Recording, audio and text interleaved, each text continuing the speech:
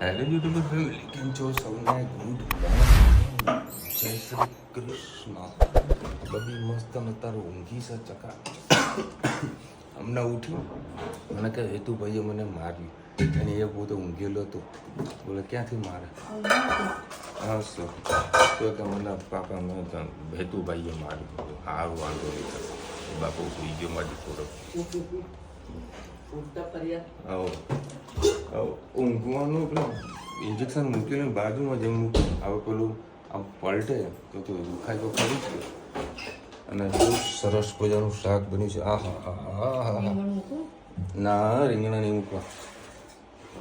રીંગણા મૂકવા તો હાલત ખરાબ થઈ જાય.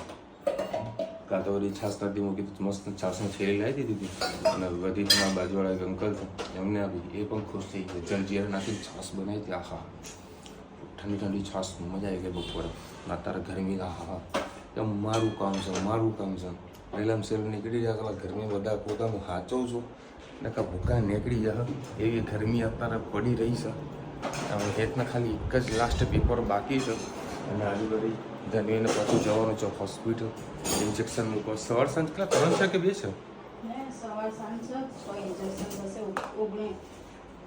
17 તારીખે પૂરા થાય. ઓહો બોલો એને દોરી ધન મૂકશે તો બહુ કાઢવું પડશે.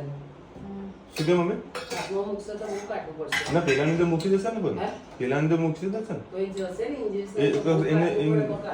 એને ધનવીને કોઈ તકલીફ નહીં આવે એ તો મને ખબર જ છે. કાઠી છે મારી દીકરી તો. આટલા બધું ચડાવ્યું કોઈ જાતની કોઈ હજુ બૂમ નથી આવી એની કે પાપા દુખાય છે કે આવું થાય છે. એટલે કોઈ તકલીફ જેવું તો હાલ મને નથી લાગતું. અને રુચિતા જોડે છે એટલે બધી ટેન્શન નહીં લેવાનું. બધું હેન્ડલિંગ થઈ જાય.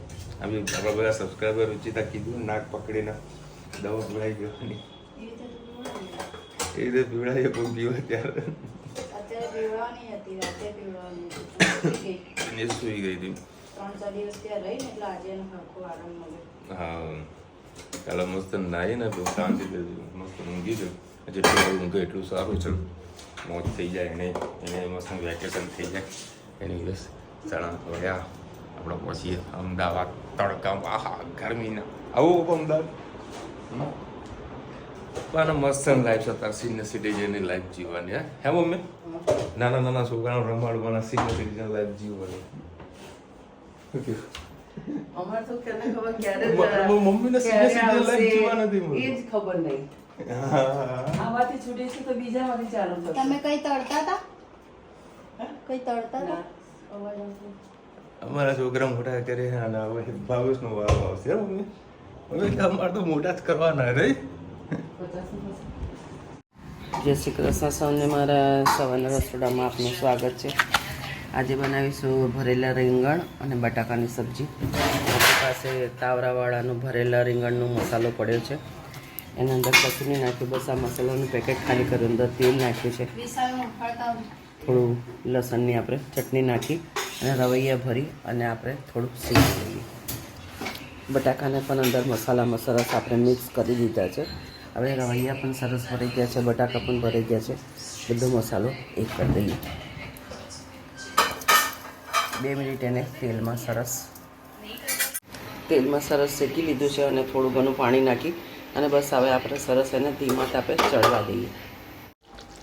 જોઈ શકો છો આપણી સબ્જી મસ્ત તૈયાર થઈ ગઈ છે. એકદમ ભરેલા જે તાવરાવાળાનો મસાલો તો મેં બીજું કશું નહીં, ખાલી લસણની ચટણી જ નાખી છે. અને આ ભરેલા રવૈયા બટાકાની સબ્જી સરસ થઈ ગઈ છે. કોમેન્ટમાં ચોક્કસથી કહેજો મારી સબ્જી કેવી લાગી. બેટા ચલો ધનવીબેનને ઇન્જેક્શન મુકાવવા આવી ગયા છીએ હોસ્પિટલમાં. લે પાણી. 3 દિવસના ડોઝ બાકી છે, આજે મુકાઈ દઈશું. કેવું રહ્યું? ઢીલો થઈ ગયું. માં દીકો દવા લઈ લઈને ઊંચી આપી જો. હા ચલો ધનવીબેન સાંજનું ઇન્જેક્શન લેવા આવી ગયા છે. મસ્ત ફ્રેશ થઈ રોસે પણ નહીં છે જે રોવાનું. જો જાતે દવાખાનામાં જોઈએ. બીક તો સહેજે લાગતી જ નહીં. પપ્પલ કાઢવાના ચાલશે તારે. ચલો હા ને ધનું દુખાયું માં દીકો? દુખાયું? હા પતી ગયું. ચલો હવે થોડી સોય દુખવા માંડી છે. કદાચ કાલ જરૂર પડે તો નવી નાખવી પડશે. આજે થોડું દુખાય તો હાથ બતાવો તો હાથ બતાવો તો ધનુ છે ને લિફ્ટમાં બેસે ને એટલે નીચે બેસી જાય. આજે બેઠા નહીં, આજે ચક્કર નહીં આવતા લગતા. ટેંગે ટેંગે. જય શ્રી કૃષ્ણ સૌને મારા સાંજના રસોડામાં આપનું સ્વાગત છે. આજે રગડા પેટીસ બનાવવાની છે, તો પેટીસ અમે કેવી રીતે બને તમારી સાથે રેસીપી શેર કરું. થોડા પૌવા લીધા હતા, એને મિક્સરમાં મેં ક્રશ કરી દીધા છે. થોડા ધાણા નાખ્યા છે. આ ખુલજે. આપણે પૌવાનો પાવડર, આ ઢાંકણ પર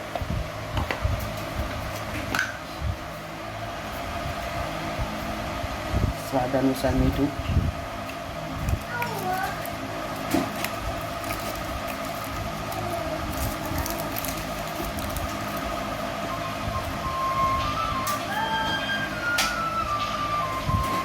જેટલું તમને તીખું ખાતા હોય એ પ્રમાણે તમે આના અંદર ચીલી ફ્લેક્સ નાખી શકો છો. સાધારણ તીખું હશે તો સારું લાગશે. બસ આ બધી વસ્તુને આપણે મિક્સ કરી અને પેટીસ વાળી દઈએ. બસ આવી રીતે બધી પેટીસ આપણે સેલો ફ્રાય કરીને તળી લઈશું. આપણે વટાણાનો રગડો વઘારીએ. અને ટામેટાં, ડુંગળી, લસણ અને લીલા મરચાં નાખેલા છે.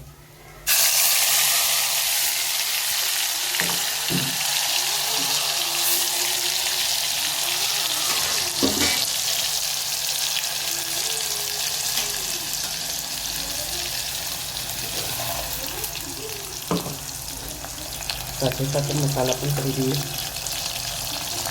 હળદર, લાલ મરચું, ગરમ મસાલો, ધાણા જીરું, હિંગ,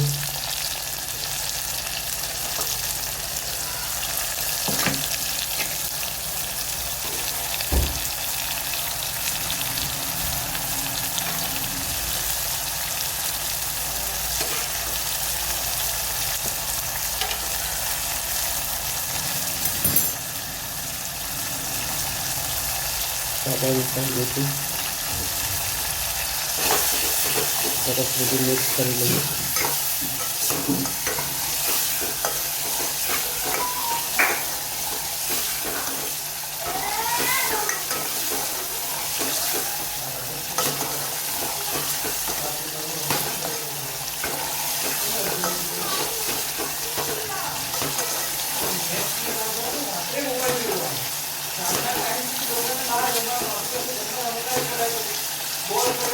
સરસ ગ્રેવી થઈ ગઈ છે તૈયાર.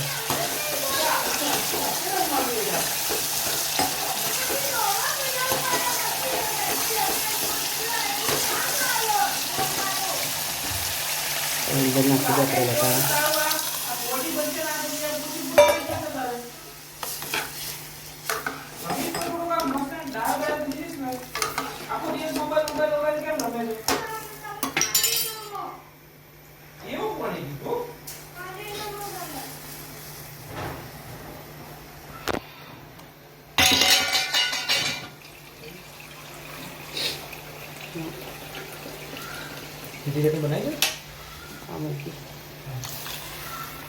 હંમેશા પાતળું જ રસો હોય એટલે આપણે પહેલેથી વ્યવસ્થિત પાણી નાખી અને પાતળું કરી દીધું છે.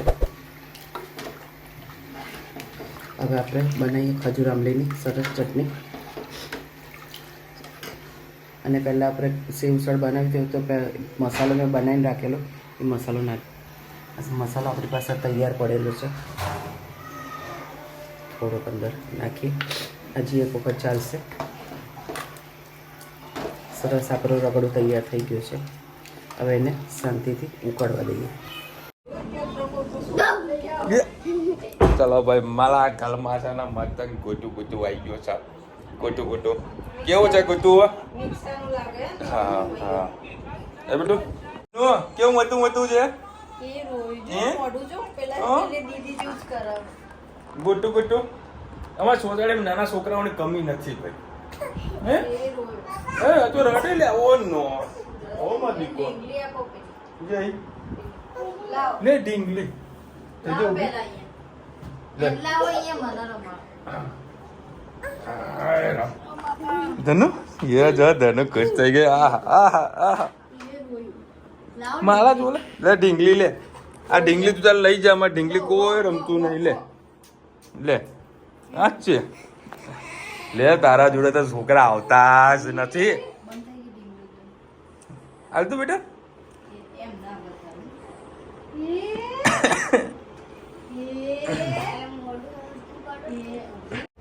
બોલો છોકરા રડાવો ધન રુચિતા તો લ્યો. મારા જોડે તો રહી જાય છોકરાઓ. એમાં બધા ધણીઓ બી ખુશ થાય. પપ્પા આપણે બાબુ લાવો નાનું નાનું બાબુ લાવું. હા હા હા ચકુડી હે પપ્પા નાનું નાનું બાબુ લાવું. હા લાવો ને બાબુ લાવો ને તું હે ધનુ. અને એવી ખુશ થઈને ક્યાં એવી ખુશ થઈને ક્યાં. હા મમ્મી મચ્છર આપી જજે. જજે ધનુ મચ્છર આપી આવજે. લેજે બાના વાળી મચ્છર જુઓ છે. લે આપીએ લે ને જા ને બેટા. ચલો ભાઈ બનાવ્યું છે પેટીસ અને સવારનું શાક જે બનાવ્યું છે. હા સુપર બધું. બટાકા તોડા વળી ડીસાના કંઈક નવા નીકળ્યા હતા. પેટીસ કરો હજી. આ પેટીસ કરી નાખજો. પડીશ ને બસ તો કરી દો. મસ્ત રગડા પેટીસ ખાઈ લઈએ ચકાચક. ચલો ભાઈ મજા આવી ગઈ જમવાની. સરસ મજાનું શાક સવારનું હતું. ખરેખર સરસ બધા રેસીપી બનાવજો મોજ આવી જશે. બધા પેટીસ પણ સારી હતી. ચટણી પણ જબરજસ્ત લાજવાબ હતી. રેસીપીની આલી ચટણી રેસીપી મસ્ત ચટણી હતી ભાઈ. એમાં સપોઝ તમે વાટીદારના ખમણ મિક્સ કરી નાખશો ને તો બહાર જેવી ચટણી બની જશે. લોકો નાખે છે ખબર વાટીદારના ખમણ નાખી દે છે ચટણીની અંદર. અને ચટણી ગાઢી થઈ જશે અને બહુ ટેસ્ટ સારો આવશે. તો ટ્રાય કરજો. અને આજે તો ખબર ને કેટલા મચ્છરા ફરી ગયા હવે. મમ્મી અત્યારે ઓલ આઉટ બંધ કરી બેઠે તું. મારે એકદમ ઓલ આઉટ ચાલુ કરો તમે ભાઈ. જુઓ ઓલ આઉટનું લિક્વિડ છે ને 50-60 રૂપિયાનું આવે. 50-60 મેથીના મારીશ ગાળામાં છે ને. હા આ લોકોને લિક્વિડમાં આ પ્રોબ્લેમ થઈ જાય. મને કદી એવી તકલીફ નહીં થઈ. નહીં ગમતી કારણ કે એ સ્મેલ છે ને ગળામાં તમને નુકસાન કરે. એક બાજુ એસી ચાલે એક બાજુ આ ચાલે એટલે શરીરને આપણને ઇફેક્ટ પડે છે. પછી એક બાજુ દવા ગોળીઓ ખાવાની. બે લિક્વિડ તમને કદી કોઈ તકલીફ થઈ હોય તો ખાસ કોમેન્ટમાં નુકસાન કહેજો. કરે છે બધાને. બધી અસર ના હરકી થતી. હા અમુક લોકોને તકલીફ થાય છે. મમ્મીને થાય છે ને અમુક લોકોને થાય છે. અનુકૂળતા નહીં આવતી. નથી આવતો પણ હવે શું કરીએ. મચ્છરા તો વળી જો કે અમારે ત્યાં મચ્છરા બહુ કૂણા છે. વધારે તકલીફ બધી આવતા નહીં. શું કેવું હવે મેલેરિયા વાળા નહીં કૂણા છે.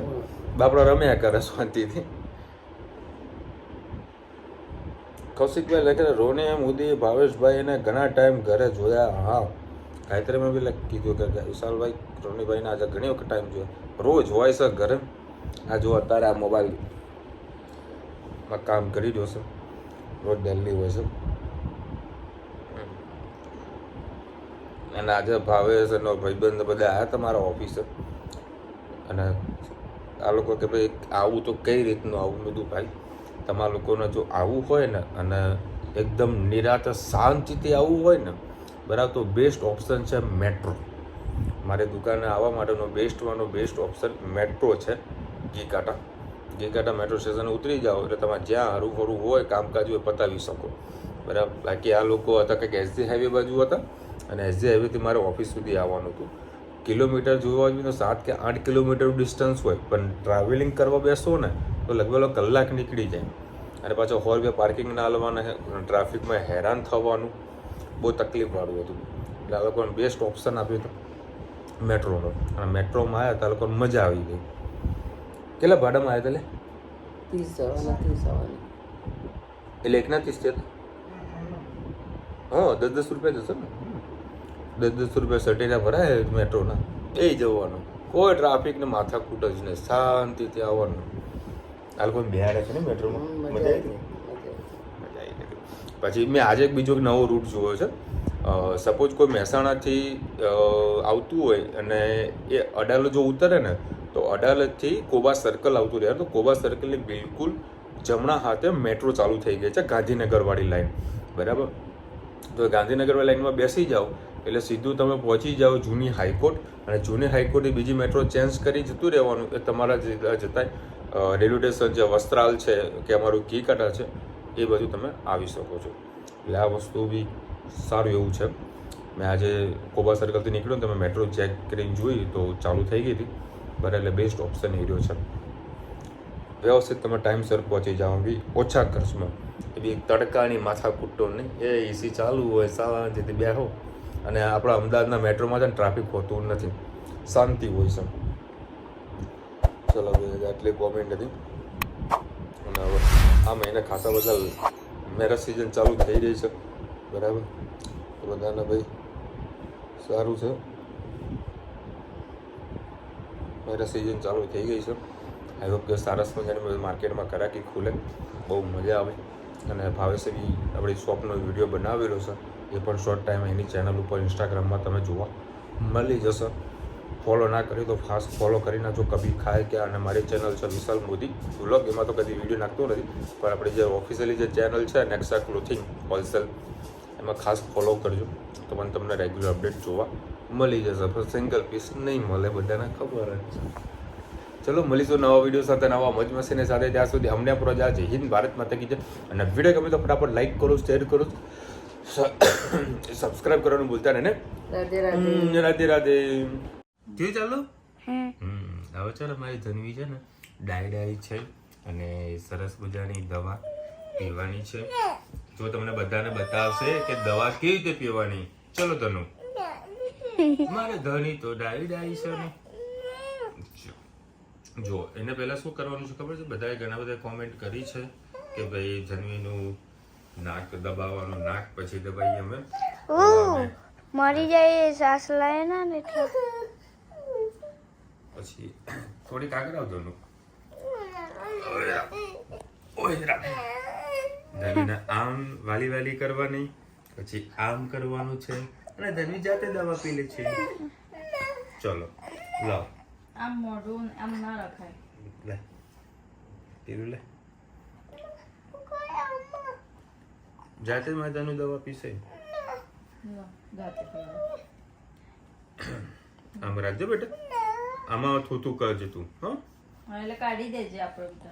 નહીં મારે ધનું તો ડાઈ થૂતું કરશે તો કઈ ને બેટા. જો તમે બધા કહેતા કે ના શું કરવાનું, નાક બંધ કરી દેવાનું.